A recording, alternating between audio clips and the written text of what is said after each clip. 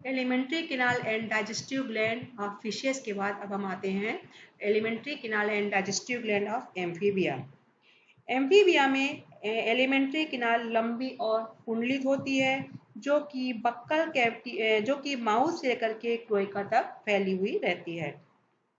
इनके elementary canal को हम निम्नलिखित भागों में बांटते हैं, जैसे पहला है buccal cavity, oesophagus, stomach and intestine.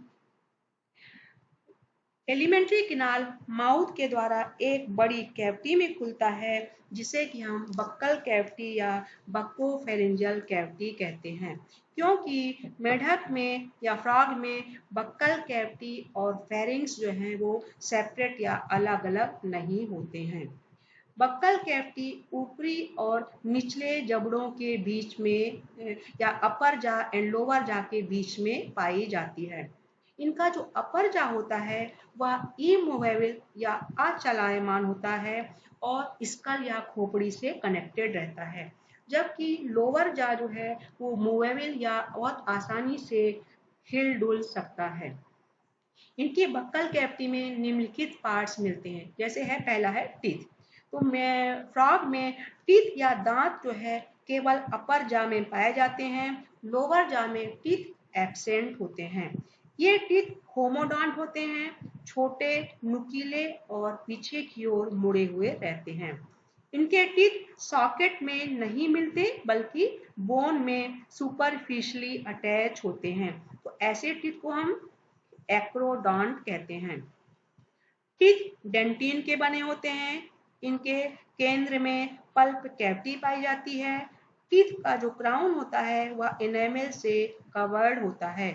Teeth चबाने का काम नहीं करते, बल्कि शिकार को बक्कल कैविटी से बाहर निकलने से रोकने का काम करते हैं। इनके टीथ जो हैं वो पॉलीफायोडॉन्ट होते हैं, मतलब यदि एक बार टीथ टूट जाता है तो उसके स्थान पे दूसरे नए दांत जो हैं वो आ जाते हैं। मेढक में टीथ के दो सेट पाए जाते हैं, पहला है मैक्सिलरी टीथ, दूसरा है वोमेराइन टीथ। मैक्सिलरी टीथ जो है अपर जा में pre maxilla and maxilla bone से अटैच होते हैं, जबकि वोमेराइन टीथ जो होते हैं वो वोमर बोन से अटैच होते हैं। वोमेराइन टीथ के ठीक पीछे एक पेयर इंटरनल नियर या आंतरिक नासाद्वार मिलता है, जो कि एक्सटर्नल नियर या बाह्य नासाद्वार से संबंधित होता है। वोमेराइन टीथ के ठीक पीछे एक जोड़ा नीले रंग के गोल उभार मिलते हैं, जिसे बाहर से आई बॉल दबाने पर ये उभार बहुत प्रोमिनेंट या स्पष्ट दिखाई देते हैं। इन उभार को इनबुलिंग ऑफ आई बॉल कहते हैं। अब ये इनबुलिंग ऑफ आई बॉल के ठीक पीछे एक पेयर अपर्चर या छिद्र मिलता है, जिसको कि हम यूस्टेकियन अपर्चर कहते हैं। इसके द्वारा यूस्टेकियन ट्यूब मिडिल ईयर से कनेक्टेड होती है। अब अपर जा एंड लोअर जा के जॉइंट पर जो है एक बड़ा सा दो बड़े से छिद्र मिलते हैं। एक छिद्र को हम गलेट कहते हैं, जो कि एलिमेंट्री केनाल से संबंधित होता है, और दूसरे छिद्र को हम ग्लॉटिड कहते हैं, जो कि श्वसन तंत्र से संबंधित होता है। अब बक्कल कैविटी में टीथ के अलावा जो है टंग या जीभ पाई जाती है, जो कि लोअर जा से कनेक्टेड होती है। टंग का पिछला भाग बक्कल कैविटी से अटैच होता है, जबकि अगला भाग जो है वो फ्री रहता है। इनकी टंग चिपचिपी या लसलसी होती है। टंग में किसी प्रकार के कोई भी टेस्ट बड नहीं मिलते हैं।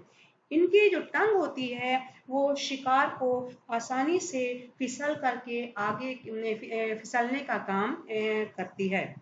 अब इसके बाद बक्कल कैविटी के बाद दूसरा एलिमेंट्री किनाल का दूसरा भाग आता है, जिसको कि हम ईसोफेगस कहते हैं। ईसोफेगस एक पतली नली होती है, जो कि आवश्यकता के अनुसार चौड़ी भी हो जाती है। ईसोफेगस की आंतरिक दीवार में बड़े बड़े से लॉन्गिट्यूडनल मस्कुलर फोल्ड पाए जाते हैं। ईसोफेगस की आंतरिक दीवार बहुत चिकनी होती है इसी कारण शिकार आगे बहुत आसानी से फिसल करके आगे बढ़ जाता है। इसोफेगस के बाद एलिमेंट्री कैनाल का तीसरा भाग आता है जिसे हम स्टमक कहते हैं। स्टमक या एलिमेंट्री कैनाल का सबसे चौड़ा भाग होता है जो कि पीछे सक्रिय भाग जिसको कि हम इंटेस्टाइन कहते हैं उसमें खुलता है। स्टमक को हम दो पार्ट में डिवाइड करते हैं। पहले भाग को हम कार्डियक पार्ट कहते हैं और दूसरे भाग को हम पाइलोरिक पार्ट कहते हैं। स्टमक के कार्डियक पार्ट में लॉन्गिट्यूडनल मस्कुलर फोल्ड बहुत ज्यादा मिलते हैं, जबकि पाइलोरिक पार्ट में लॉन्गिट्यूडनल मस्कुलर फोल्ड की संख्या जो है वो कम होती है। स्टमक में गैस्ट्रिक ग्लैंड्स पाए जाते हैं। स्टमक के बाद अब अगला भाग आता है जिसे हम इंटेस्टाइन कहते हैं। इंटेस्टाइन को हम फिर दो भागों में डिवाइड करते हैं। पहला है स्मॉल इंटेस्टाइन और दूसरा पार्ट है लार्ज इंटेस्टाइन या रेक्टम। स्मॉल इंटेस्टाइन को हम फिर से दो भागों में डिवाइड करते हैं। पहले यू शेप का भाग जिसे हम डिओडेनम कहते हैं और दूसरा पार्ट जो क्वाइल्ड या कुंडलित होता है जिसे हम इलियम कहते हैं। सब इसके बाद स्मॉल इंटेस्टाइन के बाद अगला भाग आता है लार्ज इंटेस्टाइन या रेक्टम। अब ये जो रेक्टम जो होता है ये पीछे की ओर एक क्लोएका में खुलता है। रेक्टम के अलावा क्लोएका में यूरिनरी ब्लैडर और जेनाइटल डक्ट भी खुलती हैं। क्लोएका कंबाइंड रूप से बाहर की ओर क्लोएकल अपर्चर के द्वारा खुलता है। ये हो गया एलिमेंट्री कैनाल। अब दूसरा पार्ट आता है डाइजेस्टिव ग्लैंड्स। एम्फीबियंस में दो डाइजेस्टिव ग्लैंड्स होती हैं। पहले को हम बोलते हैं लीवर और दूसरे का नाम है पेनक्रियास। लिवर फ्रॉग में जो लिवर होता है वह एक मेसेंट्री के द्वारा बॉडी वॉल में लटका हुआ रहता है। लिवर में दो लोब होते हैं, एक राइट लोब और एक लेफ्ट लोब। लेफ्ट पार्ट का जो लोब होता है वो फिर से दो भागों में डिवाइड रहता है। लिवर के राइट और लेफ्ट लोब के बीच में एक ब्लैडर के समान एक स्ट्रक्चर मिलता है जिसको कि हम गॉल ब्लैडर कहते हैं। इस गॉल ब्लैडर में लिवर के द्वारा सिक्रीटेड बाइल जो है वह स्टोर रहता है। लिवर से जो है हिपैटिक डक्ट जो होती हैं वो इसमें गॉल ब्लैडर में आते हैं। इस प्रकार जो है वो हिपैटिक डक्ट और बाइल से निकलने वाली बाइल डक्ट जो है ये आपस में मिल करके एक कॉमन बाइल डक्ट बनाते हैं।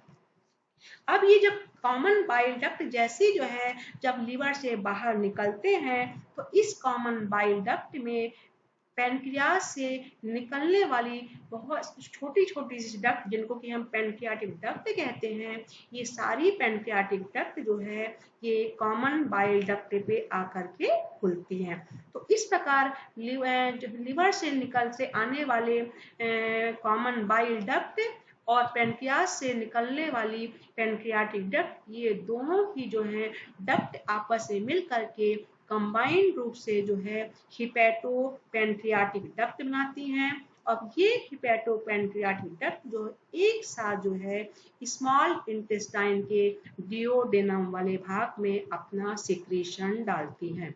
लिवर के बाद दूसरी डाइजेस्टिव ग्लैंड है जिसका नाम है पैनक्रियास। पैनक्रियास जो कि बहुत सारे लोब से मिलकर के बनी हुई एक जो है ना मिक्स ग्लैंड होती है जो कि एक्सोक्राइन एंड एंडोक्राइन। पैनक्रियास जो होती हैं वो एक्सोक्राइन एंड एंडोक्राइन ग्लैंड्स होती हैं। पैनक्रियास जो कि बहुत सारे लोब से मिलकर के बने होते हैं जिनको कि हम पैन जो हैं और प्रत्येक लोब बहुत सारे लोब्यूल से मिलकर के बने होते हैं।